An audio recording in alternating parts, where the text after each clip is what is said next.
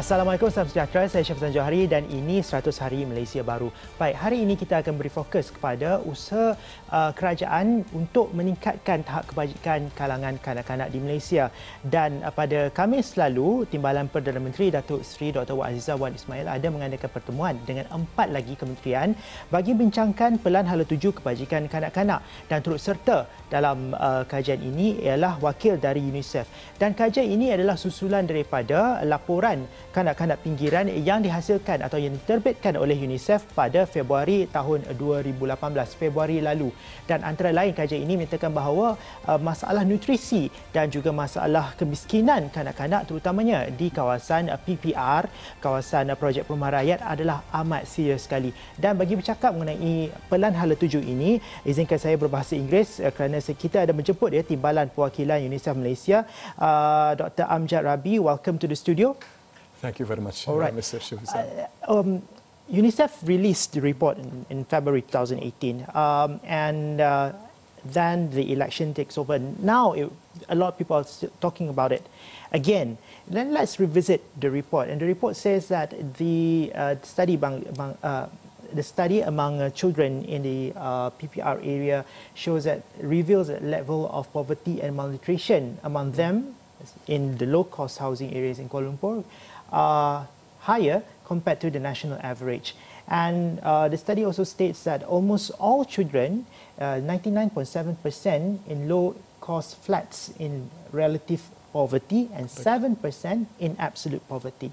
About 15% of children below the age of 5 are underweight, almost 2 times higher compared to the KL average, which is only 8%.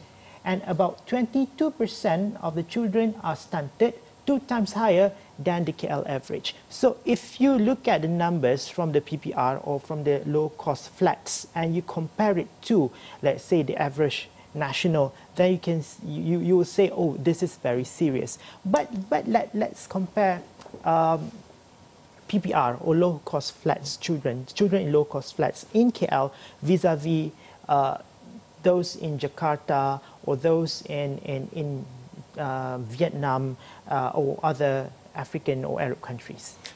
It's a very good question, I think. Thank you very much, Shafizan. But it's also we need to highlight a few issues. Malaysia is not comparable necessarily to Jakarta or to other countries at lower economic level. But let me start with that assumption. If we start with looking at the poverty line in Malaysia, the way it's defined as a household of receiving an income below or consumption below 1,000 ringgit a month, and the average household is 5 people. So if you have 5 people receiving living on 1,000 ringgit a month, it means that 7.4 ringgit a day per person. It's very low. So even that poverty line that we look at, it's already very, very low.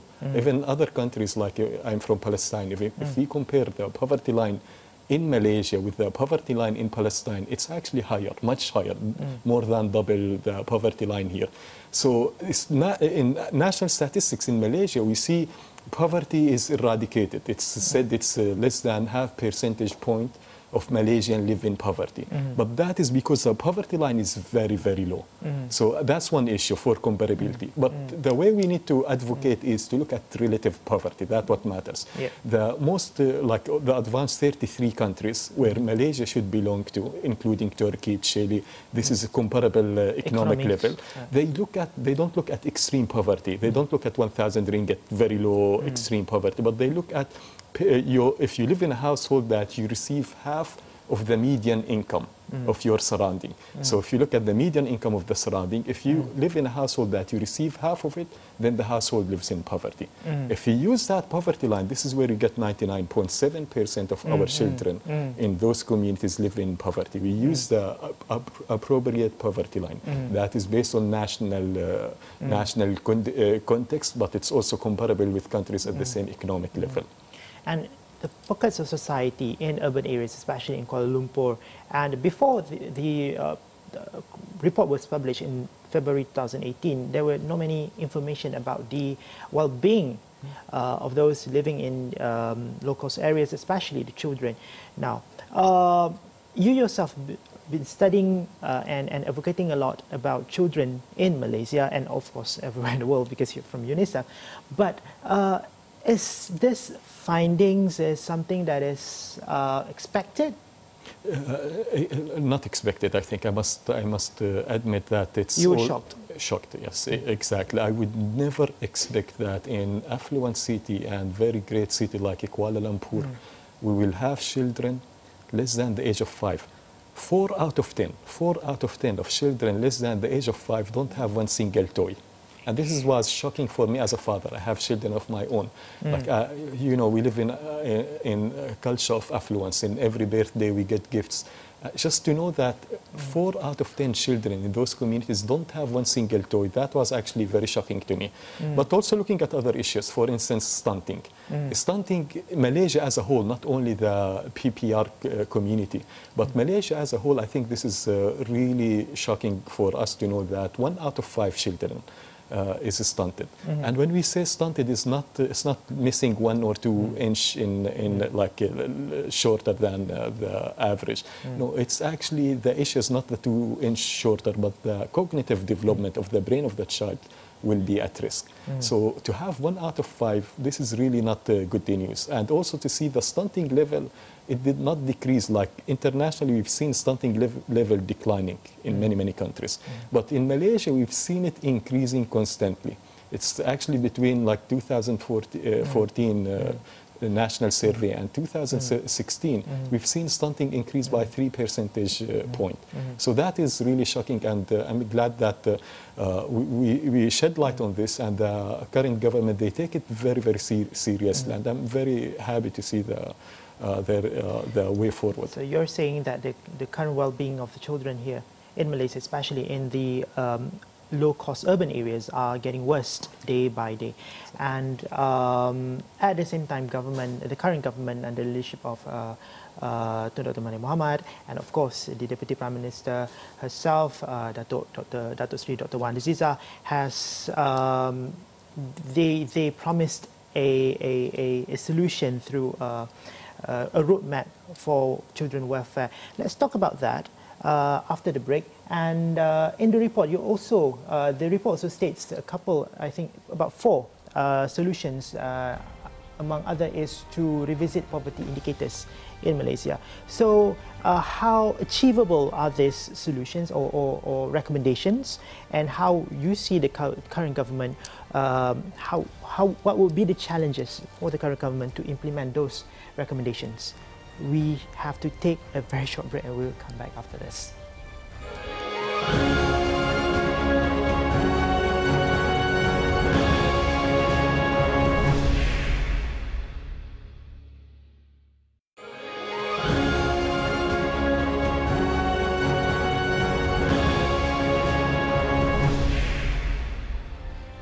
Welcome back to 100 Hari Malaysia Baharu, and now we're going to call the Member of Parliament Pematang Pau, Nurul Izzah Anwar, YB Nurul Izzah Anwar. Recently, we went to a PPR in Setapak, and she met a couple of families living in the low-cost area, and she asked and she tried to understand the current well-being and the challenges, the everyday challenges to provide, especially to provide healthy food to the children. And I believe YB Nurul Izzah is on the line. Assalamualaikum, YB. Hi, Assalamualaikum, Shafizan. YB, the issue, the marginalized children in urban areas, this is not a new issue to you. And it's not just about a week ago you've been doing this, advocating positive well-being among children in urban areas. In fact, when you were a Member of Parliament in Lembah Pantai, you've been advocating to positive education, you've tried to alleviate them out of poverty. And now, based on your experience, YB, what are the root problem? I know most of them are basically because of the urban poverty, but if you talk about urban poverty, it's like chicken and egg issues. So you can, there's no a single solution or short-term solution you can think of. Maybe you could share your insight, YB. Well, I mean, Shafizan, it's a very close issue to my heart. I think when you talk about children, we are not only concerned about the fate of our own, but the fate of all children. We've been in the community and beyond. And one of the key things that struck me is that the solutions are far closer and able to be realized than we think. Now, you must remember, one of the key insights was provided by UNICEF when they did a study into the PPRs in Lembah Pantai and Kuala Lumpur. Yeah? So, from our engagement shows every single time you give some attention to the children, you provide a chance for them to have better education or through simple tuition classes, they prosper and they succeed in school. So similarly, UNICEF found there are a few indicators. It's about having the time, community spaces to study, having the access to good food, and also awareness among parents to make sure their nutritional needs are met. So I think the main thing is you need to recognize them. You need to give them that, the recognition, the fact that we remember, the fact that we care. Now that opens up another room to endless possibilities about elevating the condition. Yes, it's complex, it's manifold, but I urge everybody to look at the UNICEF report on marginalized children and understand we can certainly solve a solution if we basically huddle and coalesce all the factors and ensure whatever assistance is targeted.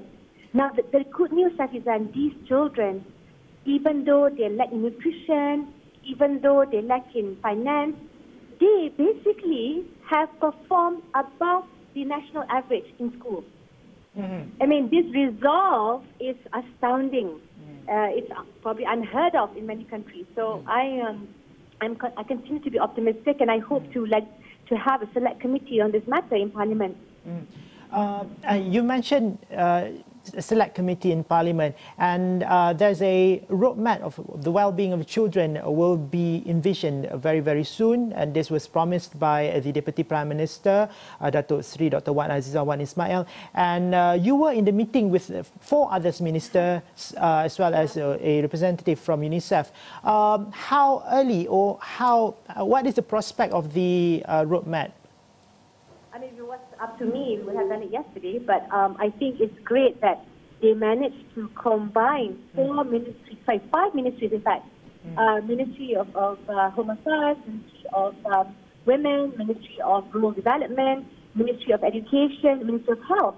Everyone came together, and they're going to have a working group involving political secretaries of all the ministries to achieve some degree of cohesiveness and tangible outcomes in the roadmap in 1 month. So 1 month's time is given. Now remember, we have different branches of government. One is the executive, which is the roadmap. The second is the legislative, because some of the recommendations require, for example, introducing taxes on sugary drinks. That would require new legislation. And, of course, we need to finance the assistance to the poor. So I would be pushing for this more unpopular move from Parliament. But I think in 1 month's time, we'll find and see something tangible. And I trust the leadership of Dr. Wan Azizah, Dr. Zul, Dr. Mazli, Dr. Rina, as well as Tan Sri Muhyiddin, to make sure children is a national agenda, their well-being and their degree of social mobility. All right, YB, thank you for your input. For sure. All right. You're welcome. That was YB Nurul Izzah Anwar, the member of Parliament, Pematang Pauh. Okay. We also have Dr. Amjad Rabi, the representative of UNICEF Malaysia, Deputy Representative of UNICEF Malaysia. Select Parliament Committee, and a roadmap roadmap for the well-being of the children in Malaysia. Is this promising? It is very promising. I was attending also the meeting YB also attended, and the other ministers. And I must salute the leadership of Datasri Dr. Wan Aziza, DPM, Deputy Prime Minister, but also Minister of Women, Children and Community Development. She challenged us. She wanted to get down to business, to get it quickly, to act quickly, because children cannot wait, her words. So she wanted us to move quickly within 1 month and develop the roadmap, so we move quickly in action. So it's very promising. Let's talk about the roadmap. What would be the foreseeable hurdles? I would imagine in any development process there are many things. It's not as two-dimensional that you fix one, you get results quickly. It's a human nature. It's very complex. It's also we need to recognize this. It's not an easy task. But the point that Malaysia was successful story, and we shouldn't shy away from saying this. A country that at time of independence, 1957, we had 111 children for 1,000 dying before they reach their birthday, the 5th birthday. Now we reduce it from 111 all the way to 8 children. So we've done a miracle here in Malaysia. Extreme poverty we eradicated. So given the past of Malaysia, I think we can move forward. But that requires us to use different tools. What worked in the past not necessarily will work in the future. But I'm very optimistic, as YB mentioned also, we should highlight there are certain bright spots in the research that despite of all the difficulties that we shared, that the children don't have space where to study or other things, they achieved higher than the national average. I'll share with you something that was very touching when I heard it. I met a very senior governmental official in one of the ministries, and he told me, Dr. Amjad, you know that I was a resident in PPR. And now he is one of the most senior in the ministry. So this is, you see the resilience of the members of there, that he was able to study to become a doctor and then to assume a leadership role. So that is very promising to see the resilience of the people who live in those communities. Despite of all difficulties, they are able to achieve and move forward in their lives. All right. I believe we have to take another short break and we'll come back. We'll talk about the recommendations highlighted in the report, as well as the select committee in the Parliament, which was highlighted by YB Nurul Izzah. How can we implement it, and how would this be helpful? The select committee would be helpful to alleviate and to poverty among children and to enhance the well-being of the children in urban areas. Another short break. See you after this.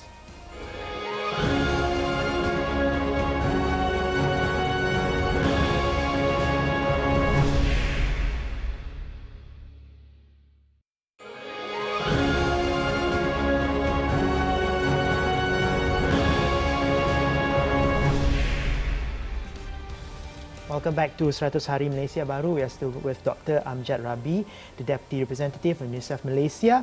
Now, YB Nurul Izzah mooted an idea for a parliamentary select committee for children, poverty among children, to effort to alleviate, how we could alleviate poverty among children in urban areas. Has this been done before in other countries, and how would this be effective? Excellent. I think YB is spot on to highlight this issue, because it's very important, and I will share with you the experience we have accumulated from many other countries. As we speak, we have about 60 to 70 countries globally that they have 60 to 70. So it's almost all countries, all developed countries. They have, you name it, you get it. Every country they have what we call it Child Right Commissioner.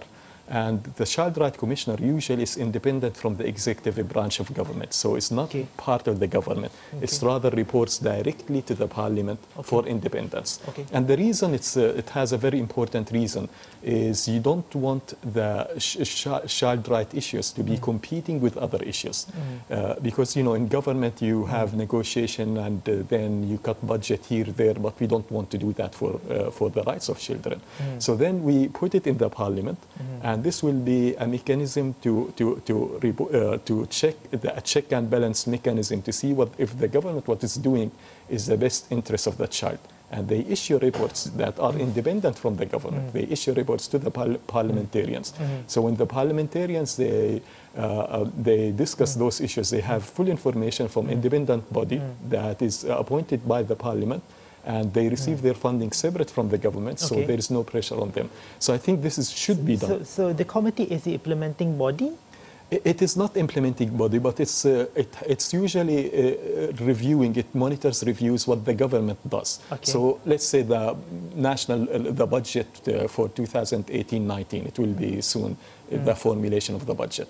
So you need an independent body within the parliament to review the budget, whether it's child sensitive or not, whether it's cuts on education or.